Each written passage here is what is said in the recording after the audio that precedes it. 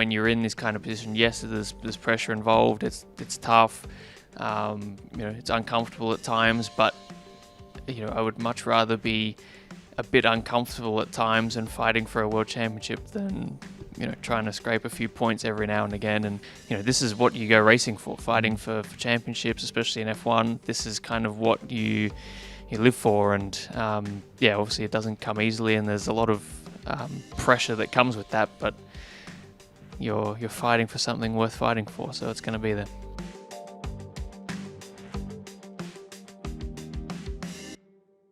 Welcome everyone to this week's F1 Beyond the Grid. I'm delighted to say we're joined by Oscar Piastri. Oscar, it's great to have you on the show. How are things? Yeah, good, thank you. Nice to be back. Let's start, Oscar, with cricket. Okay. The Ashes starts on the Las Vegas weekend. Yes, it does. England or Australia? I mean, obviously Australia, but I think it's going to be a pretty good series, actually. I think England's batting looks strong. Australia's bowling looks strong, so it's going to be a good contest there. Our top order batting is... I feel like we normally have someone that hits a big score, but it's not quite as reliable as it once was 5 or 6 years ago. So I think it'll be a good contest, but given that it's in Australia, it'll be Australia still. Well, and when we're in Vegas, there's some crazy time difference to Perth as well. Are you going to keep in touch with what's going on? I have no idea. I haven't thought that far ahead yet. But normally Vegas actually works out all right for Australia because it's a night race there. So I'll have to wait and see. But if it's around, I don't know if they'll play the Ashes in the US. It's certainly not going to be in the casinos, I can tell you that much. But if it's on and there's a way to get it on TV, then we'll find it. Well, Oscar, let's bring it back on track. Do you enjoy the intensity of this stage of the season? I enjoy the intensity of it. I'm not sure my body enjoys the jet lag and the travel so much, but it's a very tough end to the season. The start of the year, obviously kind of got our Asian, Middle Eastern races, and then Miami, Canada, and then into Europe. And you kind of start to get a bit used to everything just being an hour away or 2 hours away. And then you get to the back end of the season and you go, oh yeah, everything's 12 hours away again now. Got 5 or 6 hours of time shift. And then a weekend off becomes 3 or 4 days off because you've obviously got that weekend in the middle. But when you're racing in Europe, you've pretty much got that whole week leading into the weekend, and then half the week after. Whereas now you've got obviously kind of a day and a bit getting back, normally some kind of work with the team, and then you normally come out to the next race early to get used to the time zone again. So your free time gets eaten up pretty quickly by seemingly nothing. But adrenaline sees you through, right? When it comes to jet lag anyway. Yes, definitely. I think it's pretty amazing how little sleep you can get away with sometimes when the adrenaline's pumping, but it's a tough end to the season. That was one of the first things I learned in my rookie season of F1 was I got to the end of the European season and I thought I was doing all right with managing my energy and just kind of the chaos of the F1 world, and then we went to all the flyaways and I realized I had a lot to learn still. So I think now I know what to expect, obviously, and I'm much more in tune with where I need my energy to be and how to spend it, how not to spend it. But that was one of the biggest learning points from my first season was just how brutal the traveling is at the end of the year. Every race counts, kind of the pressure's on, I guess.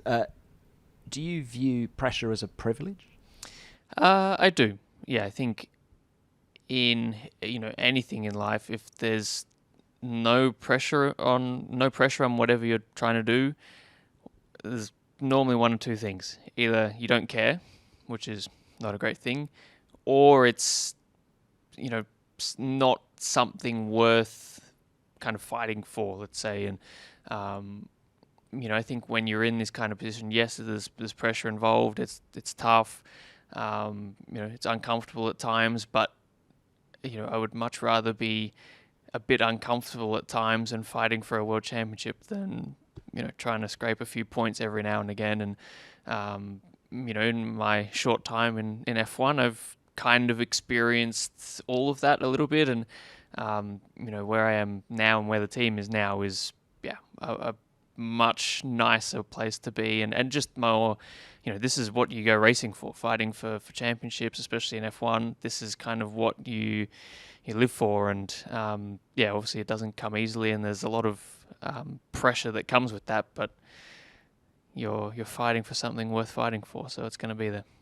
Comfortable being uncomfortable. I'm quoting Andrea Stella there, the team principal of McLaren, but you believe in that?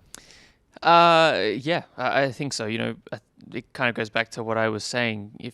If you're super comfortable about it, either you're probably not putting in enough effort, you don't care enough, or it's not something worth caring about. So I think F1 is a tough business. It's the seasons are long these days. It's a tough sport. But whether it was F1 or any other sport or any other business, if you're fighting for success, you're fighting for what you want, there's going to be difficult times, there's going to be pressure, and it is going to be uncomfortable whether you want it to be or not. And I think kind of embracing that and trying to get used to that is an important thing. Oscar, you've been there before in the junior formulas, haven't you? You title fights in Formula Renault, in Formula 3, in Formula 2. You came out on top in each of those instances. What did you learn back then that you can apply now? I think probably the biggest thing I learned through those championships was that there's not kind of one key ingredient that is going to win you a championship. You need a bit of everything, and especially in Formula One, in the junior categories, there's people are a lot younger, a lot more inexperienced. You've got people that are generally in their first or second year in that championship. So there's kind of some more variability. People have bad days, have good days. In F1, there's a lot more experience. Obviously, it's kind of a culmination of all the champions from their respective junior careers converging in Formula One. So everyone's pretty good, believe it or not. So I think you just have to be on top of your game all the time, because there's so many people that are ready to pounce if you're not. But I think a lot of the lessons of kind of consistency, and again, you need to be consistent, but you need to be consistently quick. You can't have one without the other. You can't be quick and making mistakes either. So essentially, you need to be good at everything. That's the main thing I've learned. You were fighting teammates in the junior formulas, but you were also fighting guys from other teams as well. What's easier, an intra-team battle with your teammate or an inter-team battle with someone else? I don't know which one's easier. They're both tough. They're both very tough. But I think when it's someone not in your team, it becomes more of a classic kind of rivalry, let's say. You think of any sporting rivalry, basketball, cricket, whatever, there's never that kind of intra-team dynamic, because it is just one team playing against the other. Whereas in F1, obviously, it's a bit different to that in motorsport in general. So I think when you're fighting at someone not in the same team as you, it becomes a bit more direct. When you're fighting at someone in the same team, it's a bit trickier in some ways, because they can see everything you're doing, but you can see everything that they're doing. You're both racing for the same team, and ultimately, you can't have success in F1 without the team around you. So that's a important thing to kind of keep in mind when you're on track. So it adds in a different kind of dynamic to it. Whereas if you're in opposite teams, that kind of, let's say, carefulness to an extent kind of goes out the window, because you're just, doing everything you can to beat them at kind of all costs. Whereas when you're in the same team, there's, you've got to be more careful around that, I would say. And there's a completely open flow of information between you and Lando still, now that the Constructors' Championship's in the bag. Yes. What about your relationship with Lando? How's that changed this year, now that you guys are fighting for the big prize, whereas in the past you haven't been? I think it's either exactly the same or honestly probably better than it has been. I think, I think it's better, if anything, because we just know each other more now. We've been together for, this is our third year as teammates, so we just slowly get to know each other more and more. So I think from that side, it's probably in a better place than it ever has been. And I think we're both the kind of people that, what happens on track stays on track. There's no kind of, maybe there's, short-lived emotions off the track, but I think we're both quite good at just letting things die down and, again, leaving things on the track. So from that side of things, it's really not changed. The way we're still trying to get the most out of the team is exactly the same. And, we still want broadly similar things from the team, I think, and from the car. I think we probably have subtle differences that we've probably, we've worked out more and more what each of us like from a car setup direction and what our strengths and weaknesses are. But, the broad messaging that we want from the team is the same still. So from that side of things, it's all very similar to how it was 2 years ago. This episode is sponsored by SelectQuote. In Formula One, defence isn't always the part that gets the headlines, but it's the foundation of every great strategy. Whether it's a smart tyre call, a well-timed pit stop, or managing a race lead under pressure, it's often what doesn't happen that keeps you in the fight. And in life, a good defence can be just as critical. That's why I started looking into life insurance and how I found SelectQuote. They've been helping people get the right coverage for over 40 years, more than 2 million Americans so far. And they make it genuinely simple. One of their licensed agents compares options from trusted providers and finds a policy that fits your health, your lifestyle, and your budget. I didn't realize how affordable life insurance could be, especially when you're younger. You can get same-day coverage up to $2 million, and in many cases, no medical exam is needed. They even have options for people with pre-existing conditions like high blood pressure or diabetes. Life insurance is never cheaper than it is today. Get the right life insurance for you for less and save more than 50% at selectquote.com/beyondthegrid. Save more than 50% on term life insurance at selectquote.com/beyondthegrid today to get started. That's selectquote.com/beyondthegrid. Let's talk about your strengths because, as you said a moment ago, this is only your third season in Formula One, but it looks like you've raised the bar in pretty much every area. You came into this season as the underdog, yet you've led the World Championship for 6 months. You've taken poles, you've a whole bunch of wins. Has this been a breakthrough year for you? Does it feel like that anyway?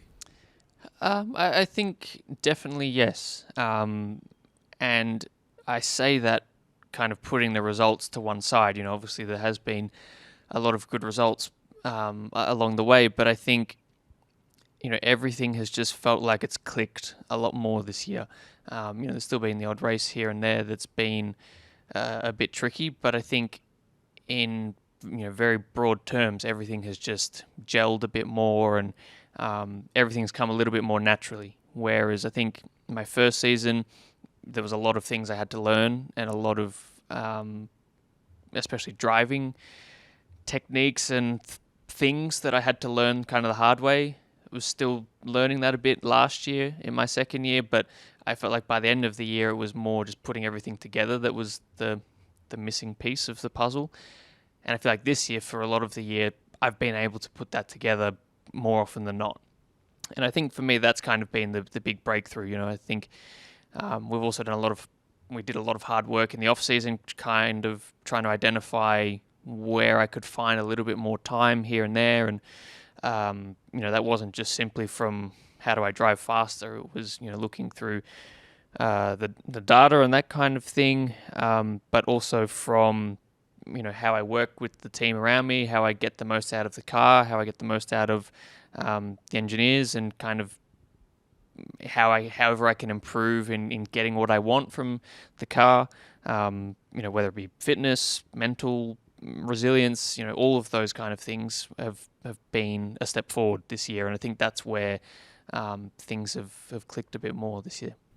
Andrea Stella thinks you are simply faster this year, and it's made me sort of reappraise racing drivers, because I've always thought you can't make a driver faster, you can make them more consistent and things, but he thinks you're faster. And can we just delve a bit more into that? How have you become faster?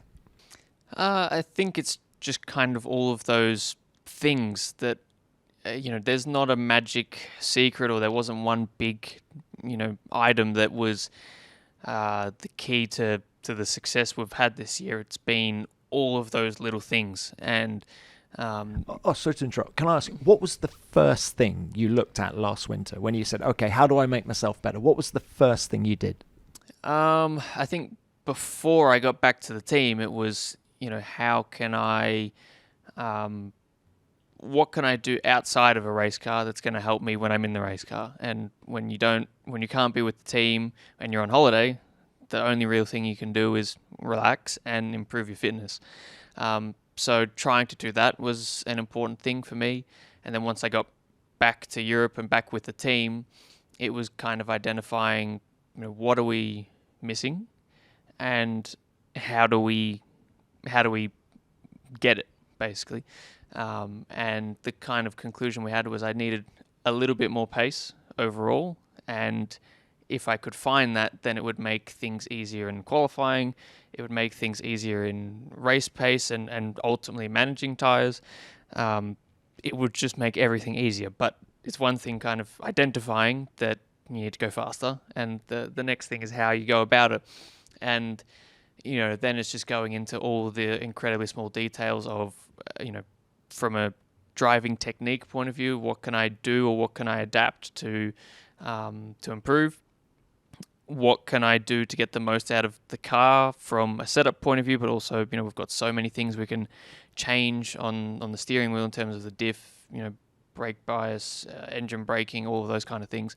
How do I get, the perfect settings for me, which is that one specifically is you don't have before F1. All the other things it's kind of a continual process, but really optimizing things for yourself, that's taken a little bit of time to kind of get my head around, and just how much freedom I have around that.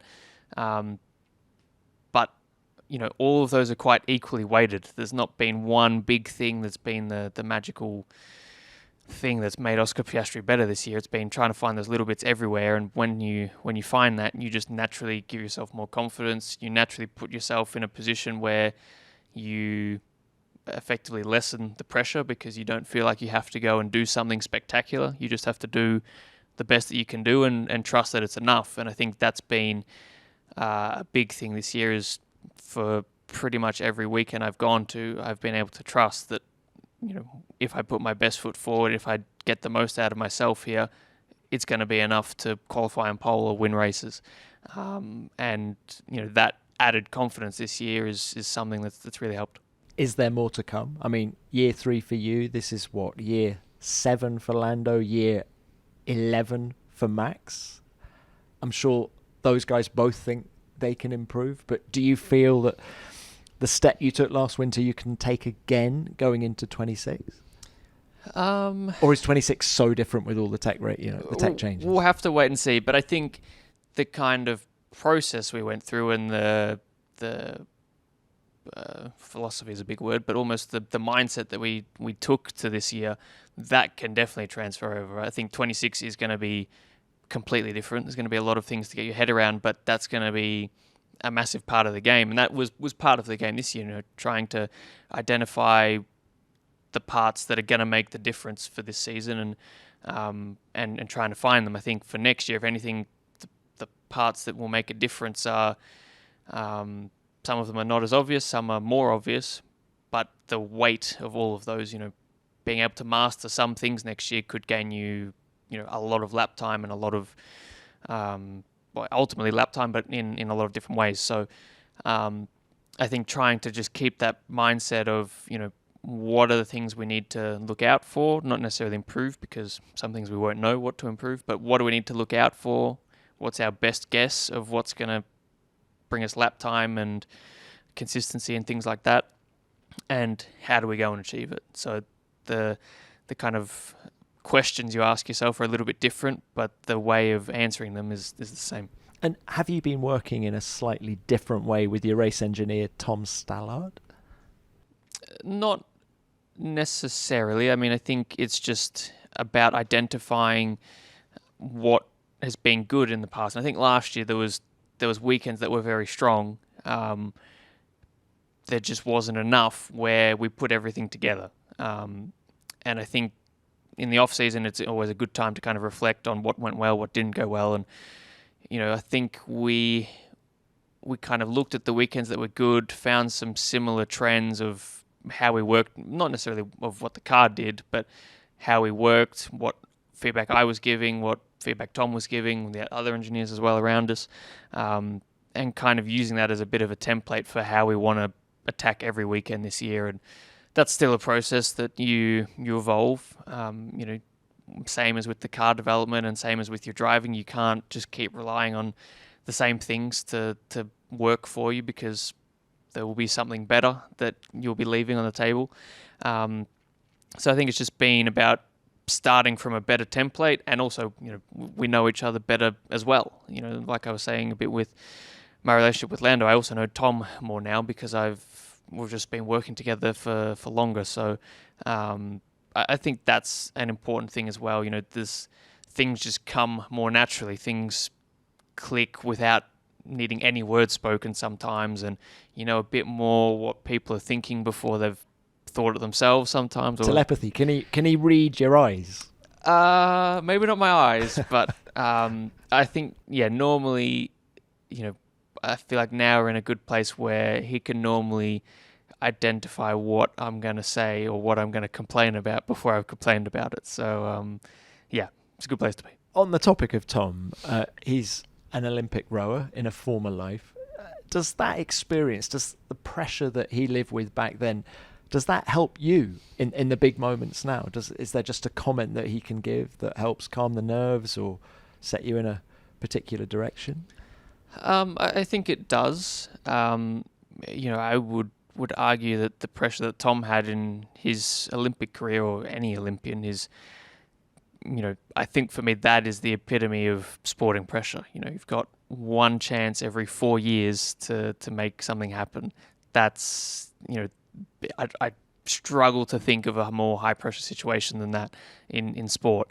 So I think even just the experience of it is going to be helpful for sure. Whether he passes that on to me directly or indirectly, that's an important thing. But I guess another important thing I've kind of learned is it's not just up to me. I can't win this championship just by myself. I need the team around me, and it's not just a high pressure situation for me either. It's a high pressure situation for all the engineers around me.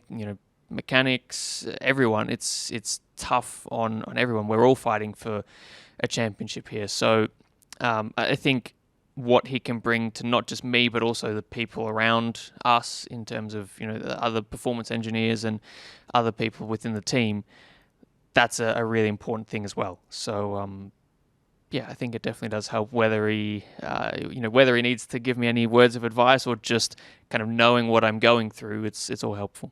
And Mark Webber, your manager, he's been in title fights before. He knows about pressure. Does he give you any advice on this front as well? Yes. He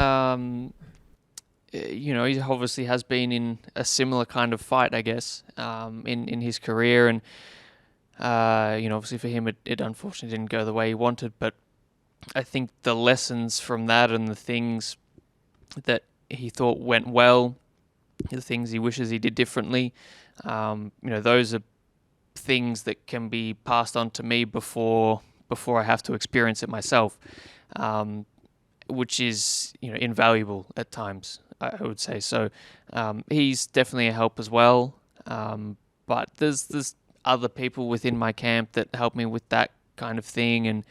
And again, not every situation, every situation is going to be different. So sometimes the lessons and the learning from one scenario don't necessarily translate. And I think just having the general mindset and the kind of appreciation of what it's like, that's the important part. On the subject of Mark, your next win is going to surpass his career total of wins. I hope when that happens, there's going to be big celebrations. Not that Mark will like that. I'm sure he'll be celebrating it more than I will. No, Mark's so competitive. There'll be a bit of him that's going, I think if I surpass that, then I think he'll go, Malaysia 2013, I should have had that. You wouldn't be ahead of me. Yeah, I mean, it'll be good, hopefully. I mean, obviously, I've got to try and make it happen. But, yeah, it's been a good little inside joke through this year. He's safe on the poles for now and podiums. But, yeah, wins is obviously neck and neck at the moment. So it's been a good little bit of fun between us this year. Can I follow up on your off-track stuff? You were saying that, last winter, what can you do outside of the car to make yourself better? And one of your secret weapons, if I can call him that, is Artturi Simila. He's your physio, but he's new for this year. A bit of an assassin. He's former MMA fighter. He's what was he? He was a physio in the NFL. Yep. He's worked with gold medal winning athletes as well. I mean, what sort of a difference has Arthur made to you? Yeah, he's been important this year, definitely. I think it's also been a bit of a learning experience for him as well. It's his first year in F1. So I think, also for him to just kind of understand, how the season works and trying to manage fatigue levels and stuff like that has been a learning experience for him as well as me. But I think, there's been some new things he's brought to the table this year, definitely, which has been, only a good thing, really. So, yeah, it's been making sure I've been in as good a condition as I can be going into the season and then through the weekends, trying to look after me. So, yeah, he's been a massive help this year. But even just, having someone, we obviously speak about how long the season is. We spend so much time with, people like Arthur. If you're a physio especially, is the main person you spend your time with. So, I've probably spent... Well, not probably. I have spent more time with him this year than I have anyone else in the world. So it's important that... You're still talking. Yeah, we're still talking, which is good. So it's been, important to have that relationship be strong as well off the track, which has been good. Did you want someone from outside of Formula One to get new ideas, to get experience of something else? Not necessarily. No, I think, there are obviously good things that come with experience in F1, but there are positives from a different perspective as well. I think obviously his background being in MMA and NFL and also athletics as well. There's a lot of kind of different, those three sports alone without F1 are all very different. So you can bring new ideas from that, which, have transferred to me in some ways. Obviously I probably don't need the same strengths and weaknesses as an NFL player, but I think just some of the ideas and methodologies have been very interesting more than anything to kind of go through. Are you fitter than you've ever been? I think I am, yeah. Yes. Across the board?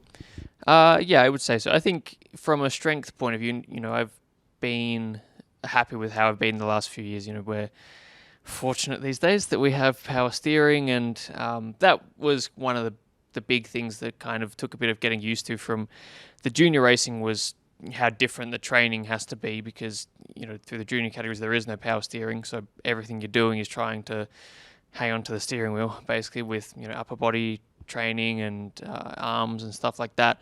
But then you get to F1 and it's very different, because the steering is no longer the hardest thing. Your neck is probably the most difficult thing to keep upright, but also then just the length of the races, the G-forces take it out of you much more from a cardio point of view, but then just managing how long the season is and the travel, that's a very, very important part. So trying to get on top of that has been a bit of a learning experience the past few years, but this year I definitely think I've been, not even I think, we've proven that I'm fitter than I have been in my whole career. So And does that make your recovery faster as well?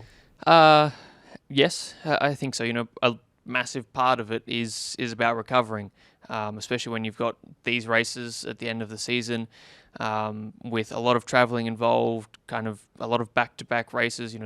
The end of the season is a triple header where you go from America to the Middle East. So recovering in that part is ultimately the most important thing. And that's where balancing your training versus your recovery is so important, because is it really worth doing an extra gym session or an extra run or something if it's going to completely fry you, or is it better to just recover? But obviously, the ideal place to be is be in a place where you're fit enough to recover and still do the training and still be in a good place. I know Arthur a little bit. I think he's a difficult man to say no to. Yes, that correct. would be my observation. Yeah. Are you now a fan of the UFC or anything like that?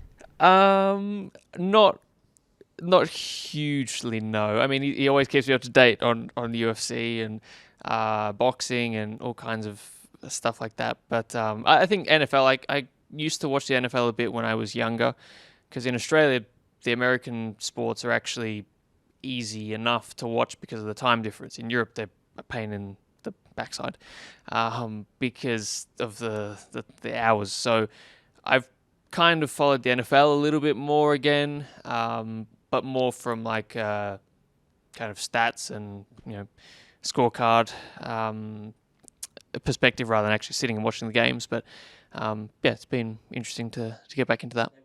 This episode is sponsored by Rag & Bone. We've all been there. Winter rolls around, you start digging through your closet for warmer clothes, and nothing feels quite right anymore. But you shouldn't have to choose between jeans that look great and jeans that actually last. And luckily, Rag & Bone does both. I've just ordered a couple of pieces from their winter collection. The super soft Classic Flame Henley top, which I'm planning to pair with the slim Infuse Minna jeans. And I can't wait to try them on. I can already tell that these are going to be my new wardrobe staples, whether I'm at a racetrack or at home with the family. The infused denim is what Rag & Bone is known for. Each pair goes through an 8-step over-dye process to get that rich, dimensional colour that only gets better with time. They offer a range of fits, slim, straight, relaxed, athletic, so you can find the style that actually works for you. Whether you're dressing up or keeping it casual, this is denim that pulls everything together without trying too hard. And it's not just jeans. From tees to jackets to knitwear, Rag & Bone nails that balance between premium and wearable. These are clothes that are made to live in but still look as sharp as the day you bought them. It's time to upgrade your denim with Rag & Bone. For a limited time, our listeners get 20% off their entire order with the code GRID at ragbone.com. That's 20% off at rag-bone.com with the promo code GRID. When they ask where you heard about them, please support our show and let them know we sent you. Let's reflect now on 2025. I want to start with the highs. Spanish Grand Prix, does that epitomise all the improvements that you've talked about? When you look at your progress from last year at that race, where I think you qualified 10th and finished 7th, and then you dominate it from the front this year, did that sort of sum up all the improvements that you've made? I definitely think that's a good example, yes. I mean, there's been a few good examples of where I felt kind of the most obvious difference from this year. But I think the interesting thing has been that for quite a lot of races this year that were tough last season have actually been my best from this year. China is probably the best example of that. China it was my first time going there last season, so there was that, but it was a real struggle. And then this year to get my first pole and win the race there, that was, we went into that weekend expecting things to be tough again, and expecting there to be a lot of learning to do. So to then have my first pole, first win of the season at a track that was very tough last year, that for me was already a really good sign that things are working a bit differently this year and in a good way. I think Spain is probably a good example. I think Bahrain is probably the weekend that I rate as my best for the year, but I think Spain is um, a very good one for a similar reason. You know, it was a struggle last season. We kind of found some things outside of my control, let's say, that went a bit wrong last year in Spain. But I think this year was, again, a tough race of tyre management, of pace, of, all kinds of things that last year, there was some things that went wrong, but there was also some things that went wrong that were in my control.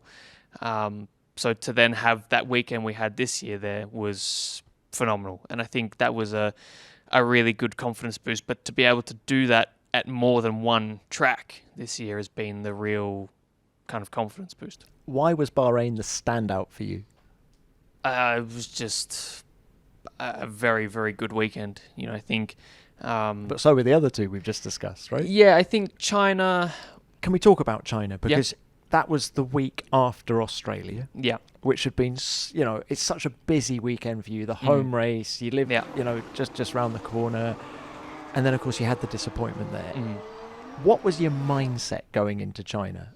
The first couple of days after Melbourne were frustration. But I think I really looked at that weekend as a good opportunity to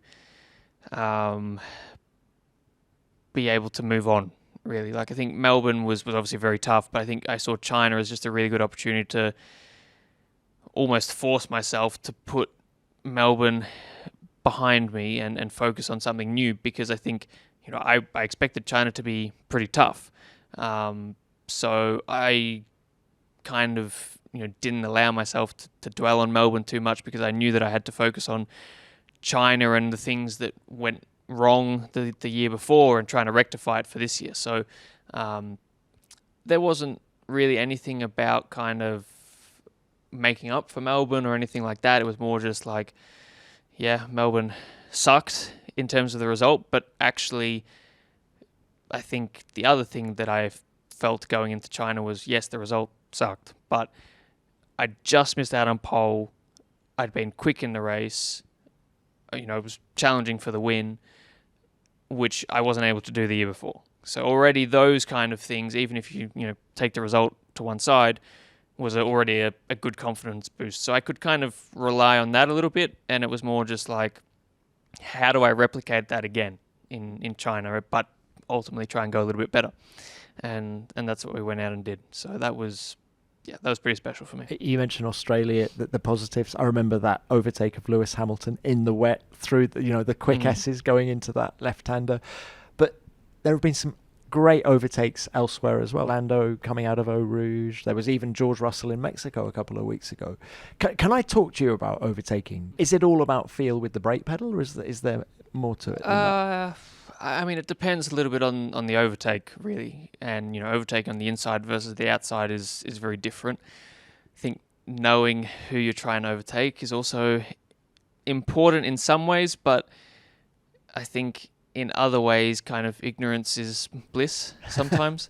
So you treat drivers differently? A little bit, yeah. It's normally if they're at kind of one end of the scale. If you know that they're going to make life incredibly tough for you, then you probably think about things a bit harder. And if you not that there's really anyone easy to overtake in F1, but if you know that they're going to be a bit nicer to you and give you a bit more space, then you also think about that. So it depends on a lot of things. I think ultimately it's kind of down to how much risk are you willing to take and what's the reward going to be. And, in a lot of scenarios, maybe you don't think about the risk that much, but you just think about the reward. But having some kind of sense of that balance is obviously very important. But ultimately, it is down to feel and kind of instinct and knowing what you think the other guy is going to do. Are they going to brake earlier and try and, cover the inside? Are they going to try and really go in deep so you can't go around the outside? And some of that is guesswork, a lot of that is guesswork, but kind of reading the situation quickly, assessing your chances of whether you think you can pull it off or not, and then ultimately if you think you can make it work, you have to commit to it. There's no in the middle. Oscar, I can't get my head around how you guys have any feel through the brake pedal, because I drove the Red Bull simulator a few years back and I could not get my head around the brake. It just felt completely numb, just like you just stamped on it. But I'm not a racing driver, but how you guys get your brain around that, and it's extraordinary. Yeah, I think the G-forces definitely help, and I think that is ultimately the drawback with simulators is you miss a lot of that kind of additional information you get through ultimately your butt, or the 5Gs trying to push your head through the steering wheel. When you can feel all of those things, it helps a lot because it is often quite difficult to tell exactly how much brake pressure you're putting, but you kind of iterate towards, well, I didn't lock up the lap before. Can I push it a bit harder? Now I feel like I'm on the edge of locking up, or just from a pure stopping power kind of thing. How much you're getting thrown around in the car when you stop. So it's something that kind of comes naturally, but it's different for different people, and some people are very, very active on the brake pedal. What do you mean by that? They're very quick in kind of adjusting their brake pressure through a stop. And one thing is, are you active? I would say no. Okay. I think there's kind of a few ways of doing things. Obviously judging, how to get to the apex in the best way possible, the fastest way possible when you're going from 300 to 80, for example. Trying to judge that distance is not very straightforward, and some people are better at kind of not picking the perfect braking point, but then being able to manage all the way to the apex. Some people are better at picking the right braking point and then kind of maximizing what you have to get to the apex.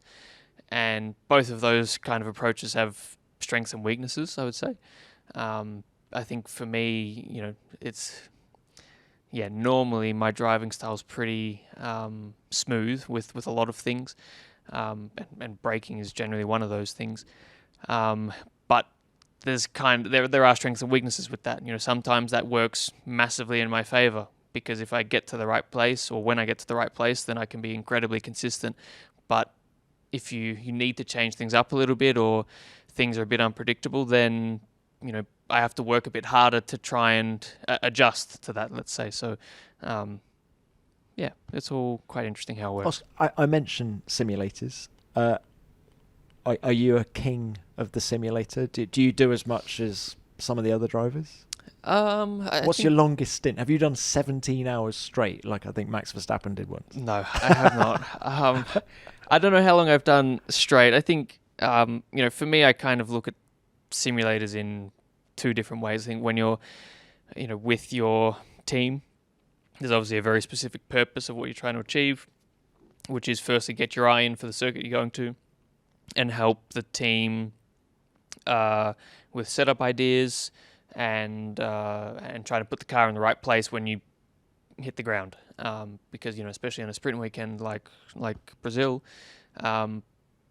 anything you can learn or gain before you've even hit the track is going to help you when you've only got one practice session. So that's kind of the first way I look at it. The other way is simply to have fun.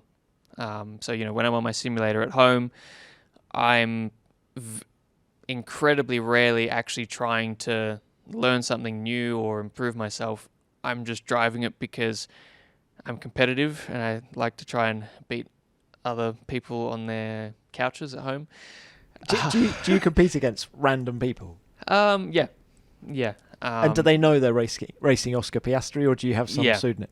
Yeah, so I normally play, I always play iRacing, which you have to use you cannot use your real name if you know some contacts, but generally everyone uses their real name. So yeah, people know. And I think for me, it's just all about having fun, really. Like, ultimately I started driving in the first place because I loved it, happened to be good at it. And that kind of, it's a pretty positive spiral from there when you like something and you're good at it. So for me, being on the sim is just kind of the continuation of that. There's no pressure involved in that. There's no expectation. Although sometimes when you enter a race on the sim, I almost get more nervous for that than I do for a real race. But it's just simply about having fun and just driving things and seeing how quickly I can get on the pace rather than grinding for hours and hours and hours. But simply about having fun as long as you win. I'm getting that vibe, right? It's always more fun when you're winning, right? So it's like Fernando Alonso. I said to him, why don't we play paddle someday? And he said, well, I don't think that's a very wise thing for you to do. And I said, why? And he said, because if you beat me, and this is Fernando talking, if you beat me, I will never speak to you again. Are you like that? No. You're up for a game of paddle? No, I'm up. Firstly, my paddle ability compared to Fernando is significantly less. So then also kind of my pride in my paddle ability is less as well. But I think for me, there's some people that are just competitive in every single thing they do. And there's other people that are not competitive at all. And then there's some that can pick and choose. And I think for me, I'm incredibly competitive when it comes to racing, when it comes to, when I was at school, essentially what I think is the most important thing to me, really, for me at the moment, racing. But when I was at school, trying to finish my schoolwork the fastest and the highest percentage I could.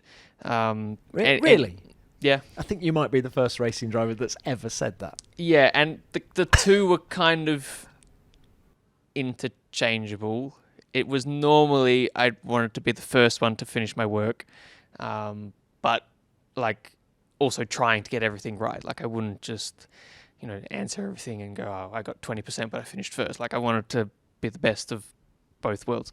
But I think for me, any time where there is actually competition involved, if you're playing a competitive game of cricket or paddle or whatever, where there's kind of something at stake, let's say, that's where my competitiveness comes out. But if I'm playing paddle or tennis, some other sport with just some friends where there's no prizes for winning or losing, you're just there to have a good time, then for me it's kind of a lot easier to just enjoy it. If we played paddle and I beat you, I would tell every single person I've ever met. Oh yeah, there'd definitely be a rematch. But I think for me, there's some people that are, they can't lose at anything, and I think for me, I definitely don't want to lose, and that does still go into everything I kind of do, but there's certain levels of care with that. If you're playing with your friends, yes, I still want to win, but if I don't win, then whatever, I don't really care. So for me, that's just how I roll, and I think everyone works a bit differently. Some people are just constantly driven by that pursuit of competitiveness and being the best. Some people can be worn out by that. And I think everyone kind of knows their limits and what works best for them. Some people, when they're not in a race car, they're out skydiving or skiing or doing something crazy. Other people are sitting on the couch doing absolutely nothing. So everyone's a bit different with that. We've discussed the step you've taken from 24 into 25, but can we also now look at, and I'm quoting you, some of the bumps in the road that there have been this year? Some of those have been just frustrating things not related to pace. I'm thinking of the safety car transgression at Silverstone. Really frustrating. When you think back to that now, are you still... or how quickly do you dwell on things like that? Yeah, that one definitely hurt for a little bit. But I think by the time we got to the next race, I'd moved on from it. Obviously when you look back at anything, there's still going to be some residual emotion there, whether it happened 10 years ago or 2 weeks ago. But I think for me, I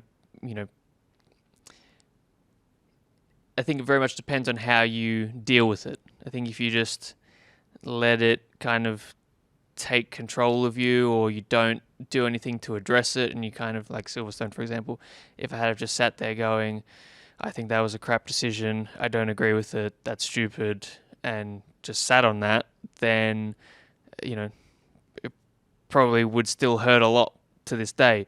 But I think when you look back at it and go, yeah, okay, maybe still don't agree with the decision, but there's this I could have done differently, there's this that could have happened a bit differently, and kind of, and also just dealing with the emotion of it, like, is being upset with this going to help me? Is it going to fuel me for the next race, or is it just going to keep me off? Identifying which of those two things it's going to do, and then doing something about it. That's a really important thing for me. And I think generally in the times where you sit on things and bottle it up to an extent, that's when the emotions can be a bit overwhelming. Baku. Yeah. You had such a brilliant weekend there last year. One of the best wins of your Formula One career. This year didn't go so well. Do you understand now the reasons why? Yeah, I mean, ultimately a combination of quite a few things. Obviously the race before that was Monza, which, I didn't feel was a particularly great weekend from my own performance. And, there was obviously what happened with the pit stops. But then also in Baku itself, Friday was tough. Things weren't working. I was overdriving. I wasn't very happy with how I was driving. And ultimately probably trying to make up for that a little bit on Saturday. In fact, you were purple in quali until you went into the wall, weren't you? So I suppose I'm asking, after the success of what happened there in 24, did you go there in 25 maybe with too much confidence? Is that possible? I don't think so. I wasn't really, obviously I had good memories of Baku from last year, but I knew, that didn't guarantee me anything at all for this year at Baku. I think there was kind of some things in the lead up, let's say, that were maybe not the most helpful, and then things that happened on the weekend. We had a engine problem in FP1 that kind of unsettled things a bit. Then I was driving not that well. The car, we were on the C6 tyres that weekend, which are now notoriously tricky to handle. There was just a lot of little things that eventually kind of added up. And, ultimately I felt like on Saturday my pace was very good, but I was just trying a bit too hard ultimately. And I think that led to the crash in qualifying, and then the race. Again, kind of ultimately a combination of a few things, starting a bit further back, maybe wanting to make up a bit from the day before, reacting to something in the shift lights for the jump start, trying to pinpoint which one of those is the cause and which one of those is the effect. We'll never know, but I think ultimately Baku was the perfect storm of quite a few things, which, obviously it was a pretty terrible weekend, but I think the amount of learning we had from that weekend, from a technical point of view, emotional point of view, a team point of view, like so many areas. Actually, I look back on it now and go, that was there's no beating around the bush. That was the worst weekend I've ever had in racing, but probably the most useful in some ways. When you can start to look at things like that, I think normally that helps you out quite a lot. You're in good company. When you look at, the drivers in the past that have had bad weekends, think of Senna at Monaco in 88 crashing in the lead. Schumacher, I remember, at Montreal in 99 crashing into the Wall of Champions, and the list goes on. So maybe that was that was your Baku weekend. Yeah, exactly. I mean, I think that's the other thing with motorsport and sport, and I mean just life, is nothing's ever going to be perfect. and a lot of things were going very well at certain points this season, but a lot of things along the way haven't been perfect either, and that's just how things go. And ultimately, again, you look at some of the names that have had some pretty shocking weekends, or in some ways almost unbelievable weekends or races or moments in their career where things have gone wrong. It happens to anyone, doesn't matter how much you've achieved, how little you've achieved, and it happens to everyone. Like, there's not one person in racing that doesn't have some kind of disastrous story of how how a weekend went wrong for them. So I think kind of looking at it from that perspective does help a lot. But then obviously you still need to learn the things you need to learn from weekends like that. Well, it's now the business end. Not many races to go. When you look at what's to come, obviously some tracks are going to suit McLaren more, some tracks are going to suit other people more. Is there one? I look at Qatar, and I think I'm guessing you guys are pretty excited about that one. I mean, I think we're confident for all of them, to be honest. I think it's funny you say Qatar. We were very confident there last year, and we ended up getting beaten by Red Bull. So I think one of the interesting things, but especially this current regulation we have, is the kind of form book or guide to where you think people are going to be strong very, very rarely works out the way you expect, is kind of what we've found. And I think the big strength we've had this season in particular with our cars has been good across the board. It's been, I think, a lot of the medium speed corners is probably where people have identified where we're strong. But we're a bit stronger than everyone in that area, but we're just as good as everyone else, or the let's say class leader in low speed performance, high speed performance, a lot of other areas as well. And that's been firstly nice to have as a driver, but I think that's been kind of the key to our consistency and success. Mexico is a very different circuit to Qatar, or trying to think of another one. Miami, for example, is a very different circuit to Qatar, and those have probably been our best races. So I think the best thing we can do at the moment is just maximize what we have in our car, and I think I'm confident if we get pretty much the full potential out of it, then we'll be in very good shape no matter where we go. Oh, and the fans are loving the way McLaren are letting you and Lando race each other. Just how difficult is it to keep things equal between teammates from a team perspective? I think from a team perspective, it's I don't think it's that difficult, really. It's kind of it is the way we've always operated, and when that's your default, ultimately you need to do something different to kind of not treat each other equal, which is probably more difficult in some ways. So I think it's obviously difficult when you're racing your teammate, and obviously things have happened this year. We've come together a couple of times, and I think obviously those kind of situations for a team, it is very difficult to kind of keep everyone happy, because there is ultimately going to be at least one person that isn't going to be happy. No matter how you tackle the scenario, it's impossible. So I think the team have done a very good job on the whole of trying to be as fair as possible, as equal as possible. In terms of the equipment we've had this year, it's been identical. So I think the team has done as good a job as they can of trying to be fair and trying to treat each other equally. And we've been ultimately free to race for the year, which is nice for us to have it in our own hands as much as we can, and I think nice for everyone watching as well. And we've talked about Oscar Piastri, the competitor. Just how much do you relish moments like this in your career?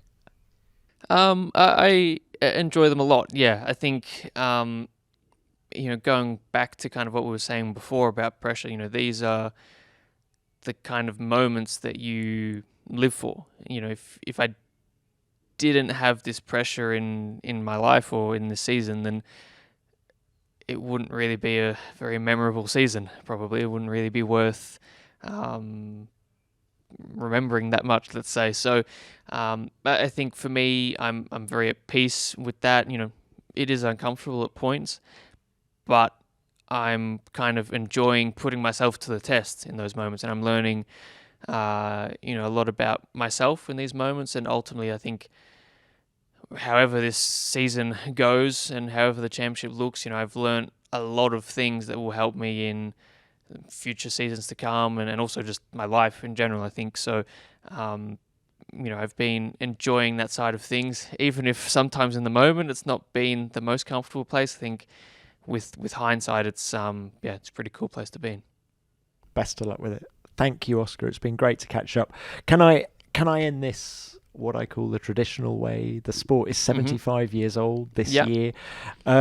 One memory, F1 memory from the 75 years. It doesn't have to be Oscar Piastri related. It could be anything. Anything spring to mind? Can you remember the first race you watched? Yes, the first race, maybe not the first race I kind of watched a little bit of, but the first race I actually sat down to watch was the 2009 Australian Grand Prix. And Brawn GP came out and wiped the floor with everyone. And to be honest, how old was I? I was 7 when that race happened. So I was kind of just enjoying that the cars with bright colours were leading the race. I didn't really understand that what they were achieving was something that hadn't been seen in F1 before and probably will never be seen again. But that's my first memory. I think one of the most memorable moments I have is Canada 2011.